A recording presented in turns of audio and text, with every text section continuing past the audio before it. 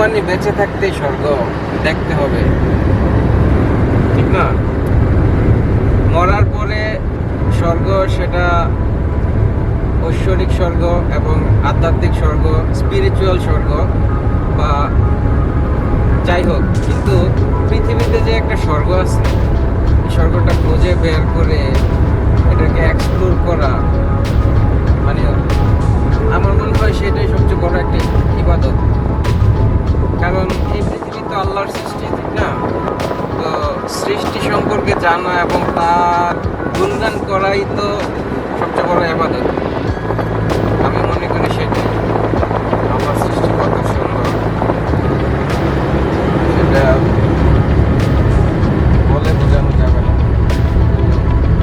দেখতে হয়, উপলব্ধি করতে হয়।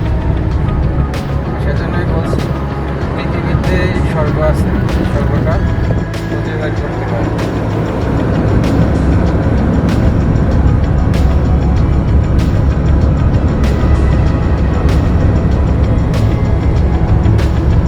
ঘরে বসে থেকে লাভ কি বলো, এসো উল্লাস করি, এসো চলে খুলে পথে নামি, দুঃখিনী দুঃখ করো না,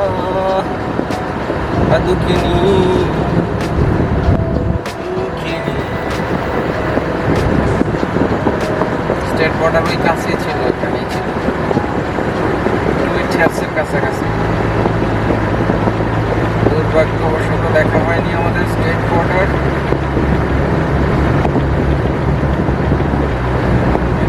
রয়েছে এক ধরনের ভালো সাইকেল দেওয়া, সারাটা দুনিয়া ঘুরবো, সাইক্লিং করবো। কারণ হাইটে সব দেখা যায় না, ওটা ফার্স্ট অনেক দেখা থাকে। এরা শুধু এমন না যে এক্সারসাইজের জন্য হাইকিং, না, এক্সারসাইজের জন্য করে না, এক্সপ্লোর করে। এক্সপ্লোর করে। যে জায়গায় গাড়ি যায় না, আবার হাঁটলে অনেক সময় লাগে, সেই জায়গায় ওরা সাইকেলটা ইউজ করে। সেটাই। পাংখা মোটরসাইকেলটা চালাইতেছে 110, রাস্তায় চালাইতেছে 120। ঠান্ডা লাগে তো,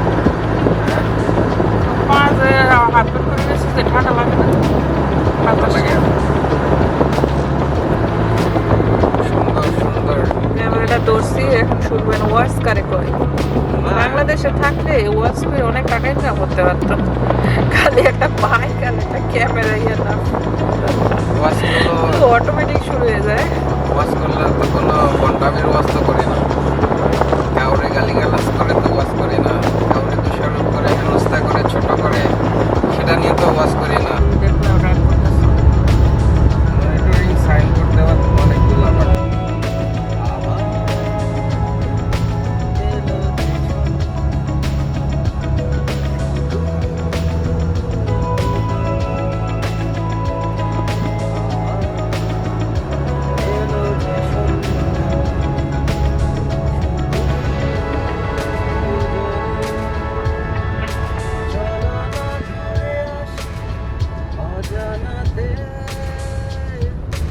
যেখানে নদী এসে থেমে গেছে,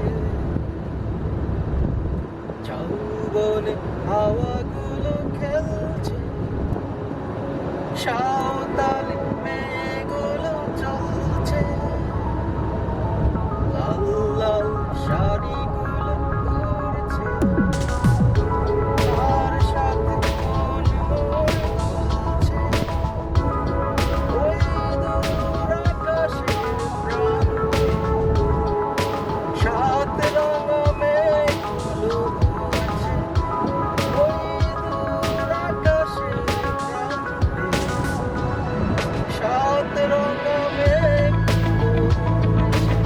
চলো না ঘুরে আসি অজানাতে, যেখানে নদী এসে থেমে গেছে। চলো না ঘুরে আসি অজানাতে, যেখানে নদী এসে থেমে গেছে। আবার